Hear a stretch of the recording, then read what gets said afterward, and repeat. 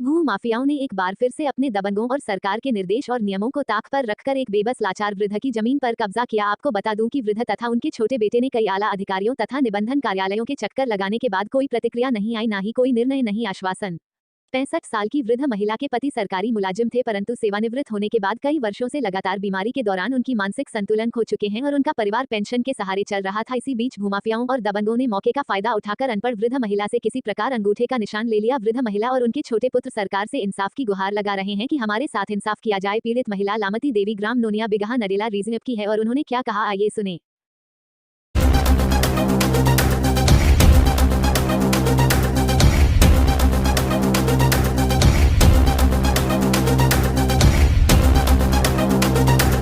क्या मामला है चाची?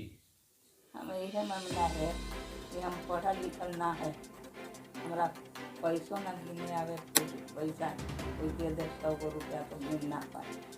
हमरा से धोखेबाजी करके ऐसी धारत हुआ हमरा से छेपा दिवा दिए। पैसा मिला था कि नहीं आपको? हमारा हाथ में पैसा ना मिले बाबू, हम जानबो ना करी कि कितना पैसा मिले कि ना मिले। क्या नाम हो गया आपका? लालमती देवी। कहाँ का है जमीन? कहाँ का मामला है? ये जमीन है औरंगाबाद कथरुआ। आप बताइए क्या मामला है? ये हमारी माँ है, लालमती देवी नाम है इनका, और मेरा नाम कुमार मनीष हुआ। ये मामला भैया है 30/6/2020 को एक रजिस्ट्री हुआ सदर अंचल औरंगाबाद में, खाता नंबर 9, प्लॉट नंबर 1036, थाना नंबर 561, मौजा कथरुआ है। इसमें हुआ क्या है कि ये ज़मीन हमारी माँ 1988 में खरीदी थी और उस समय सारा ज़मीन खाली था वहाँ पे। इसके बाद हमारे बाद वाले को भी ज़मीन से रास्ता वगैरह दिया गया था और इस रास्ता निकलने के लिए कोई रास्ता नहीं मेन रोड पर, और जिसमें इसी ज़मीन में से रास्ता भी छोड़ा गया है। इसका कागज़ ये है। और इसके बाद 2016 में उसी ज़मीन में बाउंड्री करके रास्ता छोड़ के और पड़ोसियों को रास्ता दे करके भी इसके बाद उसमें बाउंड्री किया गया था, जिसको 2 भागों में किया गया था। और इसके बाद 2 भाग में करने के बाद एक 7 फीट बाउंड्री की गई थी पाइलिंग के हिसाब से, और उसमें एक भाग में एक रूम, एक लैट्रिन और चापाकल लगा हुआ था और 9 फीट बाउंड्री था। दूसरे भाग में 7 फीट जो हमारे भाई का था, मनोज कुमार सिंह का, उनका था। लेकिन इसमें हुआ क्या है कि हमारे भाई का तबीयत खराब था और ख़राब होने की वजह से उन्हें ज़मीन बेचना था, और वो चालाकी करते हुए माँ को ले जा कर के कोर्ट में और माँ से करवा दिए हैं, जबकि हमारे दोनों भाई में एक समझौता के अनुसार दोनों का अलग अलग प्लॉट।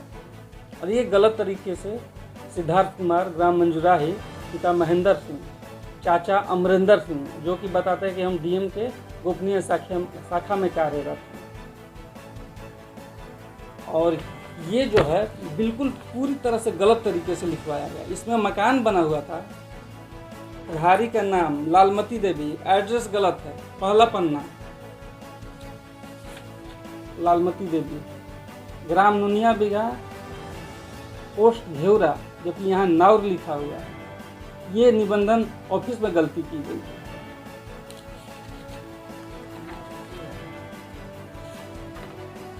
ये देखिए 16 लाख रुपया माँ को, जबकि 1 रुपया नहीं माँ को मिले। माँ को पता भी नहीं कितना मिला।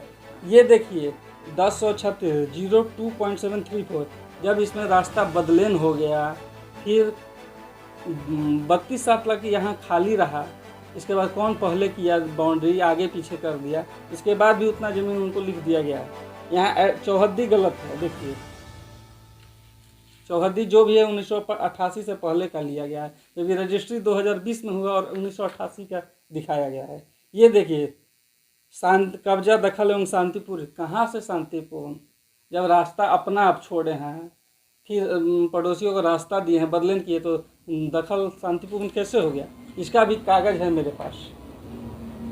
विक्रेता स्वस्थ एवं मानसिक अवस्था में स्वेच्छा से 65 साल की उम्र में मानसिक स्वस्थ और एक ही बेटा और बहू है इनकी। ये देखिए, जो व्यक्ति जमीन बेचवाए हैं उन्हीं गवाह में खुद हैं और उन पहचान में उनकी पत्नी, तो दूसरा बेटा कहाँ गया।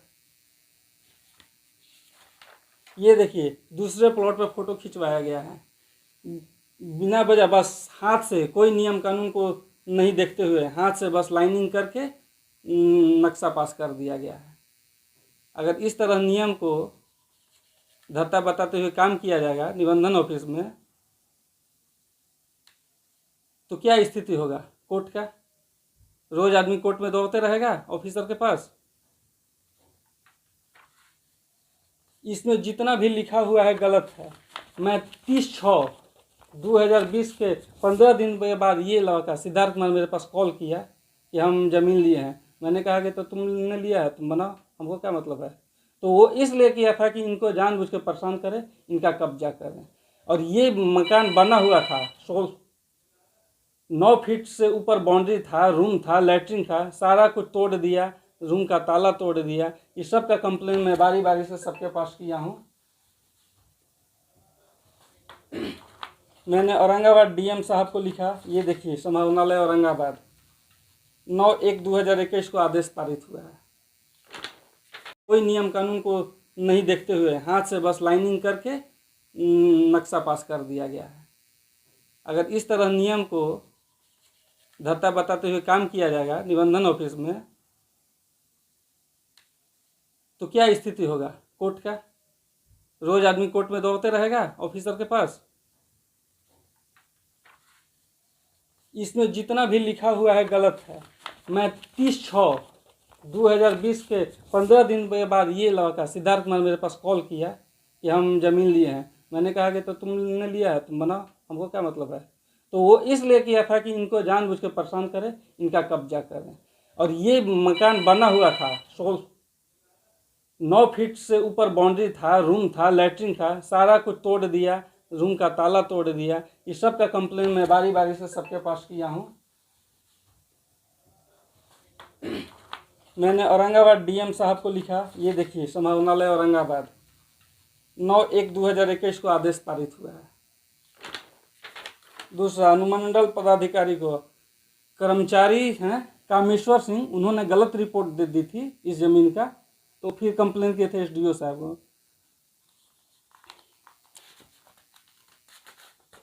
ये देखिए, कार्यालय का कागज हो है, औरंगाबाद कार्यालय का।